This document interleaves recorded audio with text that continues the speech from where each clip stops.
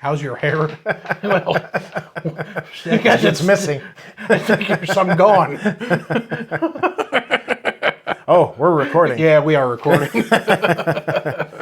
We'll have to delete that. All right. Well, welcome everybody.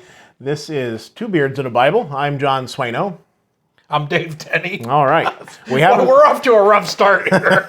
We haven't forgotten who we are. Yes. So that's half the battle. So we will, today we're going to start out and we're going to be speaking about feeding of the 5,000. In our last episode, we skipped over that section. So we're going to go back to that. And then we'll skip over the Jesus walks upon the water because we already talked about covered that last time. So we're going to, just so that we are thorough and we don't miss anything, we're going to go back to Matthew 14, starting at verse 13. I gotta say something about. I mean, I don't. If you're watching this on YouTube, you can see. John's got us a sweet little studio here set up. So we're really getting professional over here. We got our little logo back here. Don't know if you can see that. Yeah. But at least it's a little more subdued than our previous background. Yes. So, all right. So Matthew 14, and we're going to start at verse 13. I guess I customarily start reading, so I guess I'll do that again, and then we'll tap you for next time. So Matthew 14, starting at verse 13, says, "When Jesus heard it, he departed from there by boat to a deserted place by himself. But when the multitudes heard it, they followed him on foot from the cities. And when Jesus went out, he saw a great multitude, and he was moved with compassion for them and healed their sick. When it was evening, his disciples came to him, saying, 'This is a deserted place, and the hour is already late. Send the multitudes away, that they may go into the villages and buy themselves food.' But Jesus said to them, 'They do not need to go away. You give them something to eat.' And they said to him, 'We have here only 5 loaves and 2 fish.' He said, 'Bring them here to me.' And then he commanded the multitudes to sit down on the grass. And he took the 5 loaves and the 2 fish, and looking up to heaven, he blessed and broke and gave the loaves to the disciples. And the disciples gave to the multitudes. So they all ate and were filled, and they took up 12 baskets full of fragments that remained. Now those who had eaten were about 5,000 men, besides women and children." I guess one thing we need to clarify is when you started reading, you said when Jesus heard it, and of course what he's talking about there was the death of John the Baptist. So this happens right after Jesus hears that John the Baptist has been beheaded. Okay. By King Herod. Just so we have some context of where we're at. And it says, so Jesus hears it, and then it says the multitudes hear it. Now this is bad news because everybody considered John to be a great prophet, and he was. And I imagine it was probably a sad occasion. I would imagine. Right. And especially for those, we find a recurring theme with when Christ was here on this earth, that the people that he spoke to, even the disciples, they as we are still today, a lot of times very short-sighted, and couldn't see beyond those things that were happening to them in the here and now, and that's kind of the place that we get ourselves locked into sometimes, and we fail to look forward to the hope that we have. Yeah, sometimes when you're in a situation, it's hard to see further ahead than the situation that you're in. Right. I was thinking about that. In fact, this Sunday, that we were studying 2 Timothy chapter 4, but this idea that like Paul talks in there about all of these things that he went through, but then he says, but the Lord delivered me out of these things, and Paul was able to put things in perspective, and we need to be able to do that too. Right. Jesus always was able to do that. Right.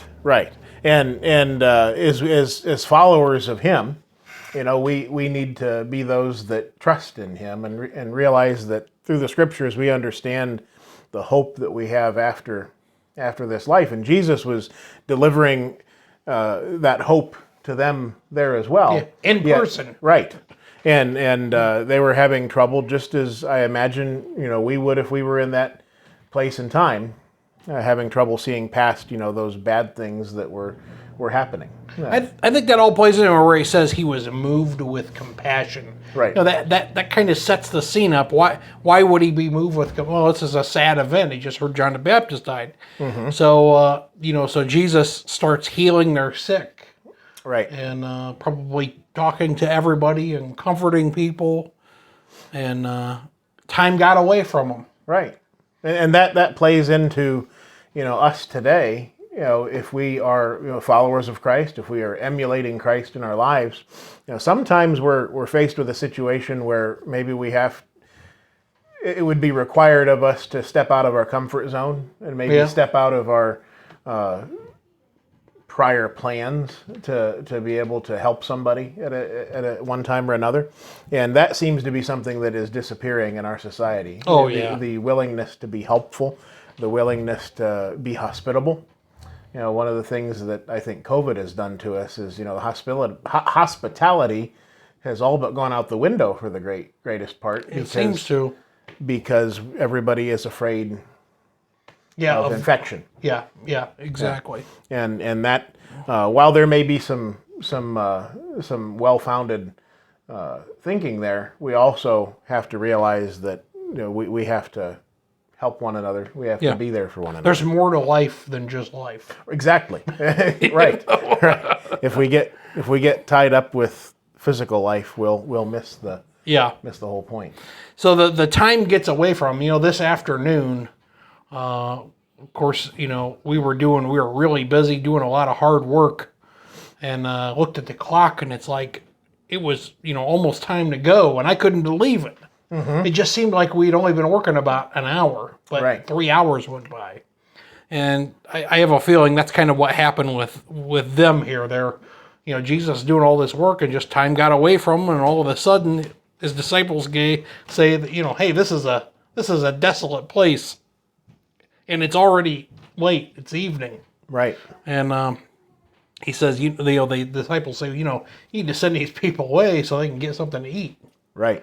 I don't think they were mean about it. I think it was just a fact. Right. Hey, you're out in the middle of nowhere. There's no food here, and it's getting late. People aren't going to be able to see soon. Yeah. Just as the Boy Scouts say, be prepared. Yeah. And if you're a certain distance away from town or whatever, and you have to be back by a certain time before the dangerous animals come out or whatever, then of course you've got a plan. And that's what they were. I think you're right. That's probably what they were doing. Now the tough thing that Jesus says a hard thing to them. Mm-hmm. He says, "You don't need to send them away. You give them something to eat." Right. And there again, they're blindsided. Oh, yeah. How do we do that? Yeah. I mean, I know one of my relatives was talking to me about, her son had brought somebody home after church for dinner without letting them know. Uh-huh. And they didn't have enough food. Right. So it's like they're scrambling around. So this is this kind of situation. They have some food, but they just have a couple of fish and a couple of pieces of bread. Right. So they answer them. They say, only thing we have here is 5 loaves and 2 fish. Yeah. Now, you could probably feed 4 or 5 people. They really didn't even have enough money or enough food for them. Right. I mean, you're not gonna. I guess everybody could have a little bit. Right. Yeah. You're certainly not gonna feed 5,000 people with that. Right. I don't care how small you cut it up. Right. Right. Yeah. And that's when my kids were little, I could get away with cutting up a piece of pie or something into a little pieces and making them happy with that. But then they get older and they want more. And this was there was not just 5,000 people here. Uh-huh. It said there were 5,000 men besides women and children. Aha. Yeah, I didn't think about that. There actually could have been 10, 15,000 people here. Right. I mean, that's like a Hootie and a Blowfish concert. Right. I guess I'm dating myself by saying something like that. Yeah, I mean, that's a big crowd of people. Yes. Yeah, and he says, "Bring them here to me."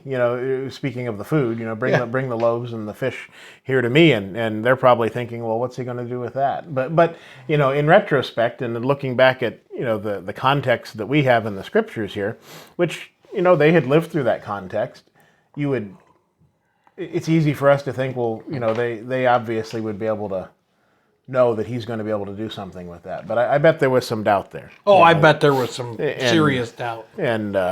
And there again, he comes through and blows their minds. Oh, yeah. In the end, they have some despair. Yeah, yeah.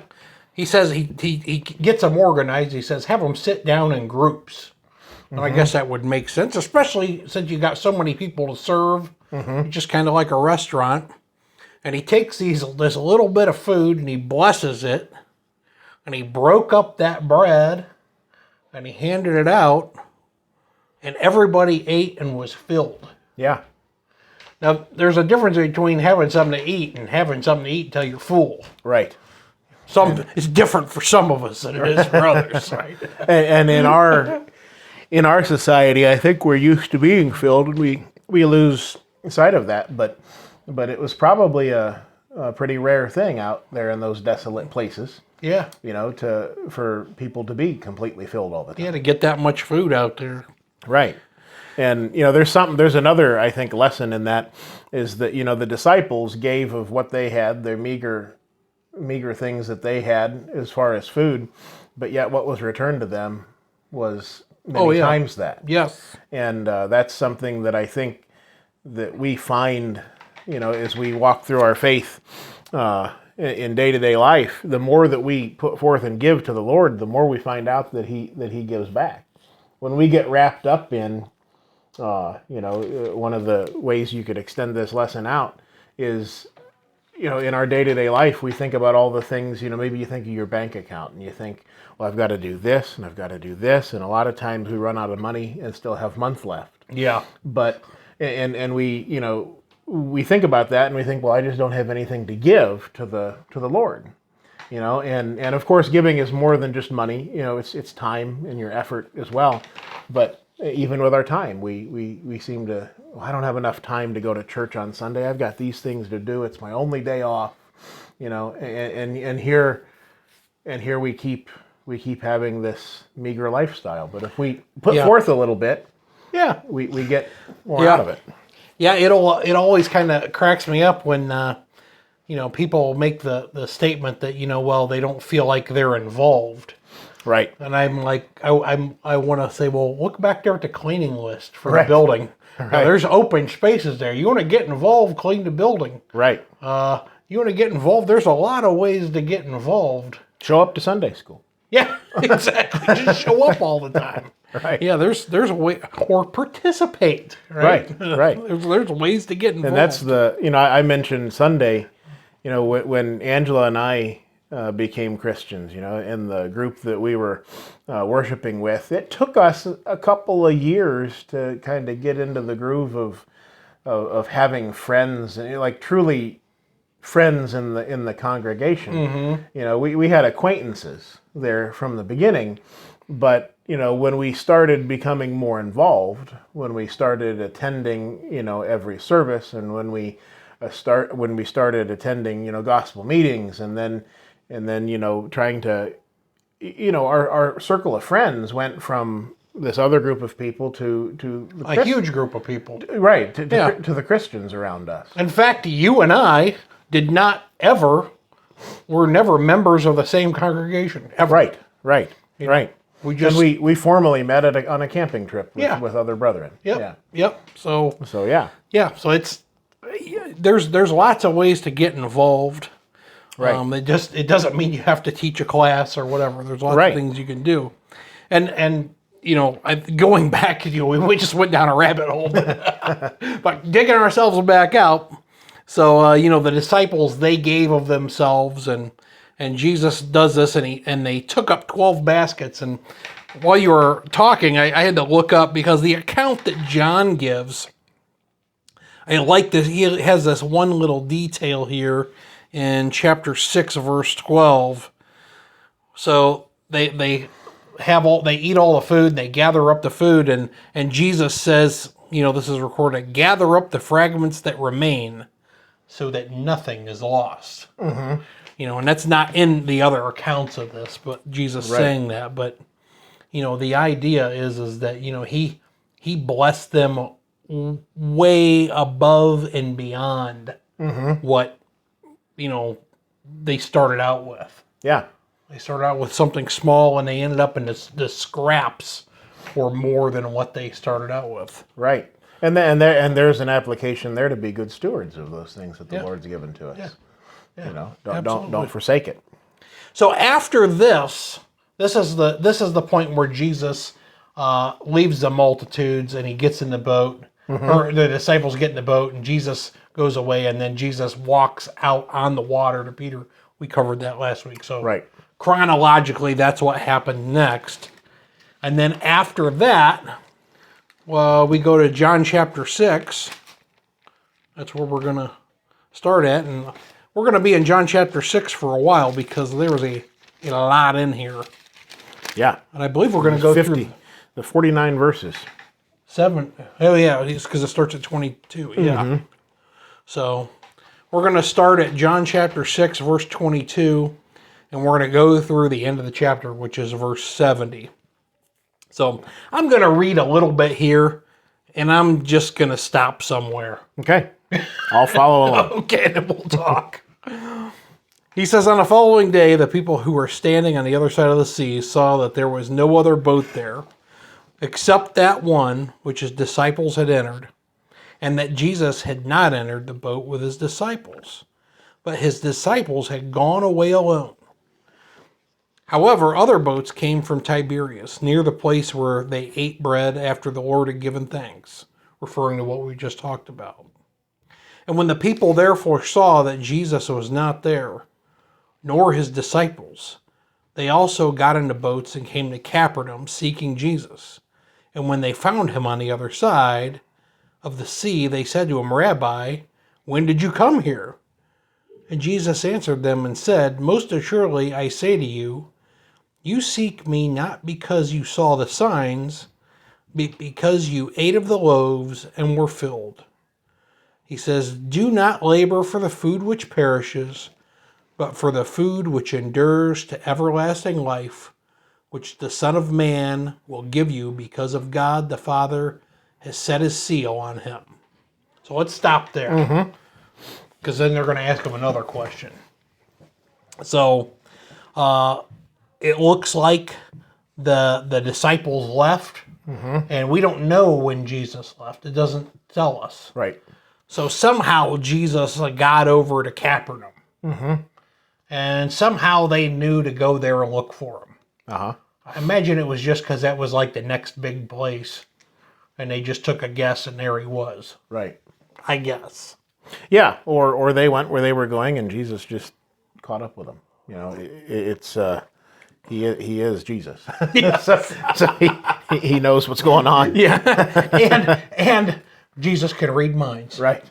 And we see that here. Because he kind of lays it out on the table. He says, you're not seeking me because of the things I did that would prove that I'm the Son of God. Right. That's not why you're seeking me. Right. It's that meal ticket again. You know? It's that I'm feeding you. Yeah. And as we mentioned before, maybe, and this is maybe speculation on our part, but the people at that time and in that place, probably were longing for food quite a bit, and they may, having been filled, as you pointed out, that may be something that really got their attention, and that they wanted to. They were going after that food. And again, we see that today when people ask. And people ask the question, well, what can that church do for me? They're always looking for what they can get out of it. Or somebody will say, oh, we left that church because I wasn't getting anything out of it. Right. They didn't have enough programs for the children, or the music wasn't good. Yeah. They'll come up with all kinds of crazy excuses. And sometimes this is coming from people who are mature Christians, Or should be. Yeah, and you want to say, you know what? You should be giving, not getting at Right. this point in your career as a Christian. We don't go there for our own purposes. We go there to worship the Lord. We go there to worship God and encourage others. Right. Right? Right. And if you're not getting anything out of it, Now, I firmly believe that as Christians, you will like it if you're in it to win it. If you're in it for the right reasons and you're seeking after the Lord, there's nothing better than coming together with the saints. Yeah. It's an exciting time for me. I mean, I'm almost giddy that we're doing the Bible study on Sunday morning again. Post-COVID here. Yes. That's I can't even tell you. I don't get fired up outwardly For much. very often. So maybe you can't tell, but that really excites me. Yeah. And so if you're going there to fulfill some desire of your own, you're doing it wrong. Yeah. And if you're really in it, you're going to enjoy it. But you shouldn't go there for that sole purpose of your own enjoyment. Yeah. I like where Jesus says in verse 27, he says, "Do not labor for the food which perishes or for the food which endures to everlasting." I'm quitting my job. Yeah. Why labor to get food? Right. Is that what he's saying? Is he saying I should quit my Well, job? in the context of the scriptures, we also read, "If a man does not work, neither shall he eat." Yeah, I think that's in Ephesians 4:28 I have written down. There you go. So yes, of course, we must work. We must toil. That's been man's lot since the garden. Yeah. And so that's what we have to do. But yeah, the soul. What's our purpose? What's the purpose of our lives? Is it to work 9 to 5 to accumulate a bank account? Is it to work so that we can leave behind something for our children? I mean, look at the pyramids in Egypt. Yes. Of what good was that? I wrote down a note and I said, I underlined that, "Do not labor for the food which perishes." And I wrote down, "Not our chief purpose in life." Right. There you go. And I think it goes to exactly what you were just saying. Yeah. That's, we do have to labor to, meet our basic needs. We're instructed to do that. But, when we turn that into the only thing Right. that's driving us. Yeah. mean- I mean, there's,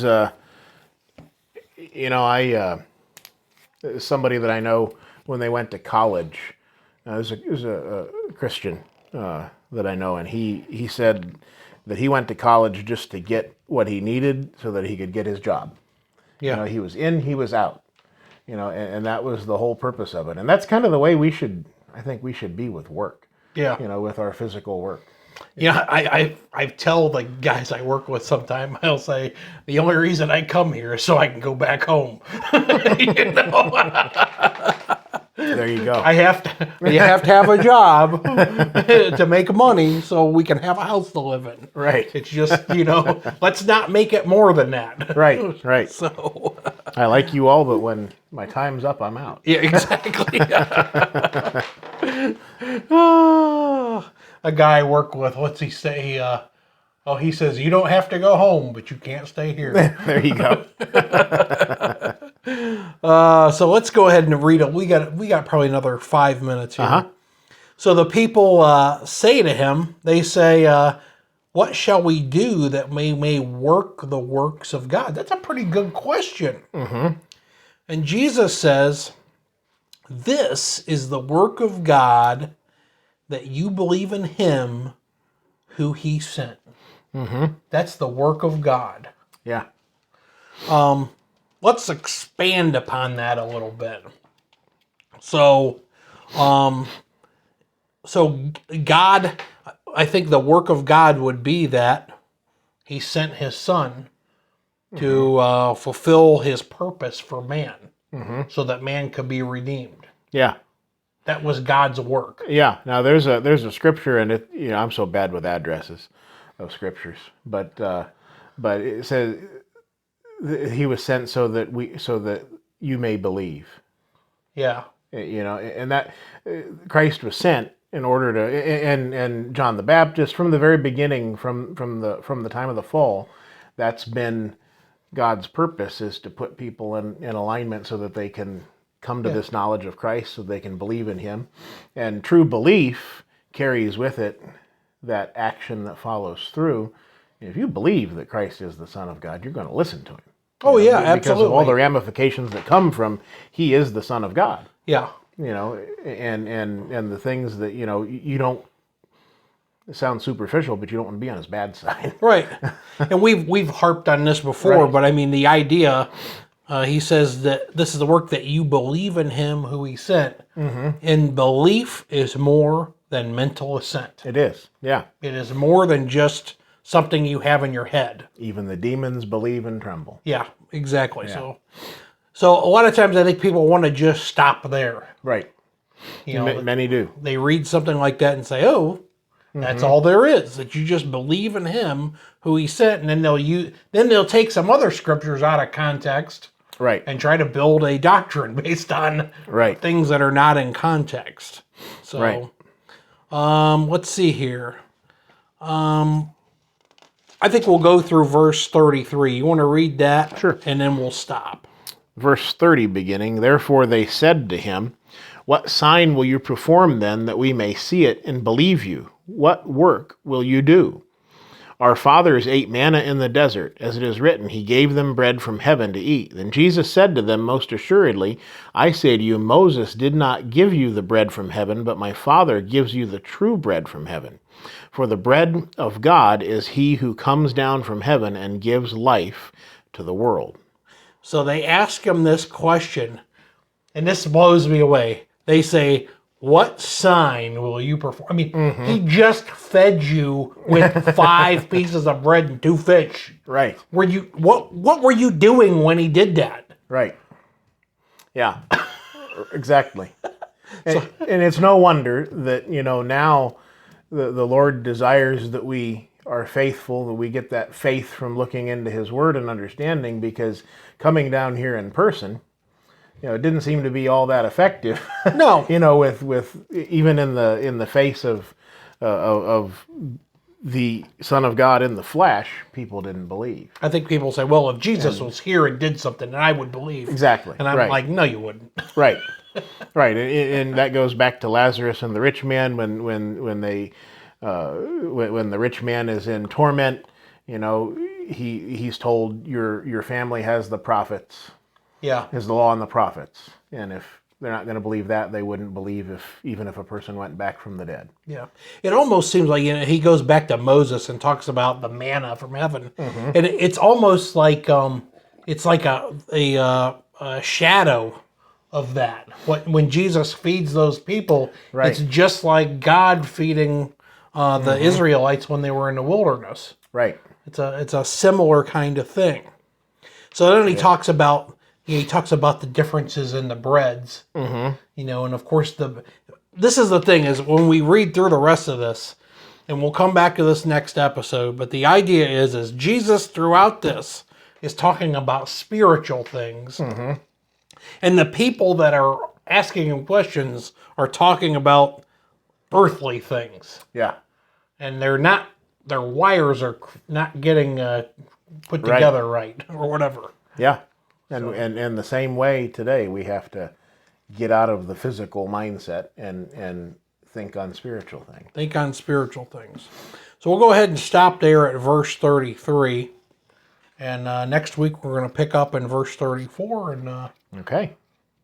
I guess that's it for this episode. All right. Well, thanks for being with us. Again, this is Two Beards and a Bible. We're thankful that you chose to tune in. We hope that it's been helpful and edifying to you, and that you'll come back and listen to us again. With that, take care, and thanks for tuning in. Yep, thanks.